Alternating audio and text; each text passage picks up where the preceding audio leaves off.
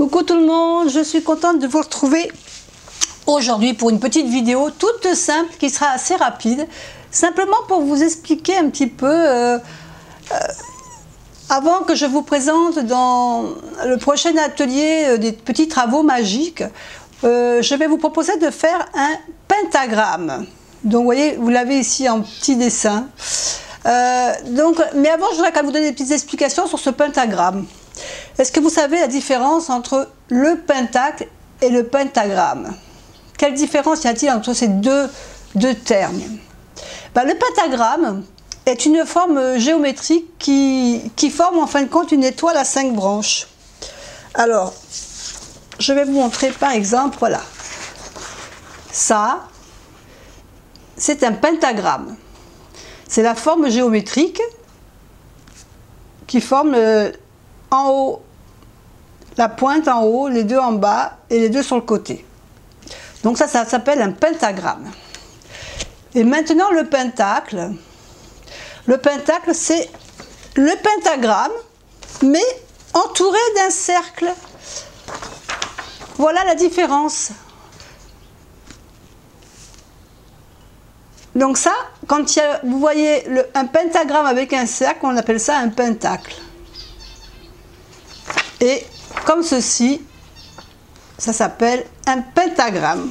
Voilà simplement la différence. Vous voyez, c'est une question d'être entouré ou pas. Alors le terme pentagramme vient du grec pentagrammon, qui signifie 5 lignes. Au départ, ça désignait une sorte d'écriture, si vous préférez. Donc le pentagramme a plusieurs interprétations. Là, je vais vous en donner quelques-unes. Mais je ne vais pas toutes vous les donner, je vais vous donner les principales, disons. Donc la première, elle se rattache au symbolisme de la figure humaine. On l'appelle le pentacle d'Agrippa. Et je suis sûre que vous le connaissez.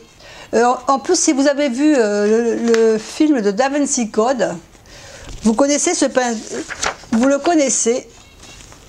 Voilà le pentacle qu'on appelle d'Agrippa.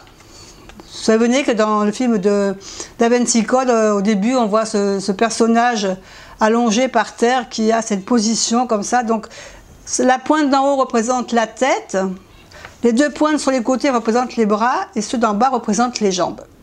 Donc, celui-là, je suis sûre que vous le connaissiez déjà. Au Moyen-Âge, on utilisait le pentagramme pour sa vertu magique. Souvent, les personnes le peignaient sur les murs des maisons ou alors ils le portaient sur eux comme un talisman pour se protéger des accidents, des mauvais sorts des sorcières de l'époque. Pour les chrétiens, il représentait plus souvent les plaies du Christ quand il était sur la croix. Donc ça représentait les plaies qu'il avait eues, avec la couronne d'aubépine et les mains et les pieds qui avaient été cloués sur la croix. C'est également le symbole païen du féminin sacré, qui correspond au culte de la femme, de la déesse et puis de la nature également.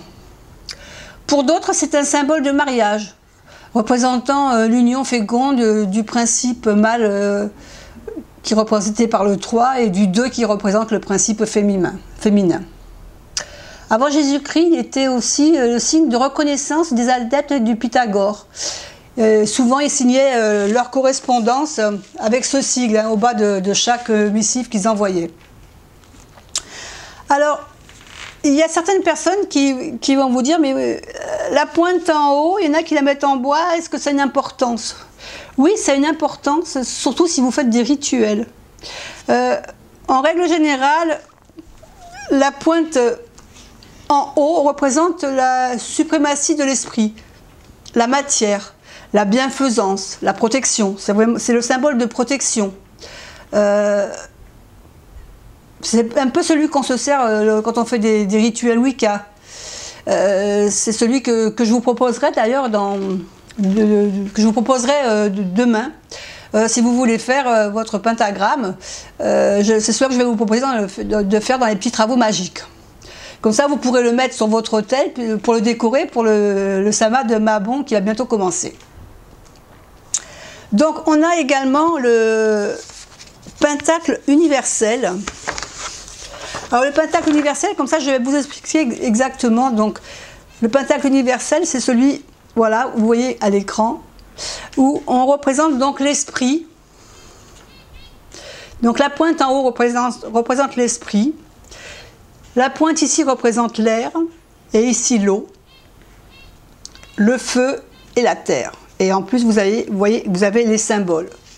Donc ça, c'est la représentation un peu classique, disons, du pentagramme, que vous pouvez trouver dans les sorcières ou la magie blanche. Enfin, moi, je trouve, enfin, je dis qu'il y a de la magie tout court, mais c'est de la magie qui veut du bien.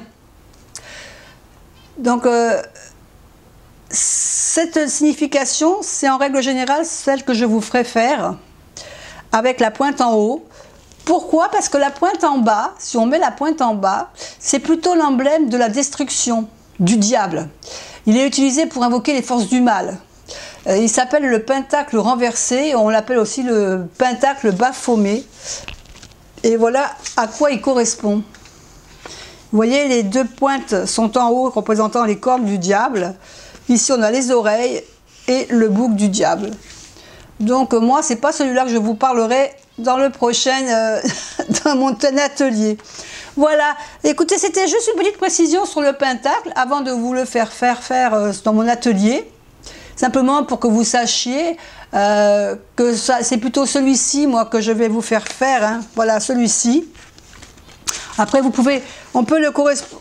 peut correspondre également à celui-ci, parce que vous voyez ici, on a la tête, donc ça représente l'esprit. Voilà, je vous mets comme ça. Donc là, ça représente l'esprit. Ici, nous avons l'eau, l'air. Ici, on a la terre. Et ici, le feu. Le feu, la terre. Et donc, c'est celui-ci que je vous présenterai demain pour faire notre pentacle, pour mettre en décoration sur notre futur hôtel. Si vous voulez le mettre sur un hôtel, bien sûr. Après, si vous voulez le garder pour le mettre, l'accrocher au mur ou tout simplement le poser quelque part autre, ça sera à vous de choisir. Voilà, je vous fais des gros bisous et puis j'espère que les petites informations vous auront appris quelque chose. En tous les cas, je vous souhaite une bonne journée. Je vous dis à demain. Bye bye.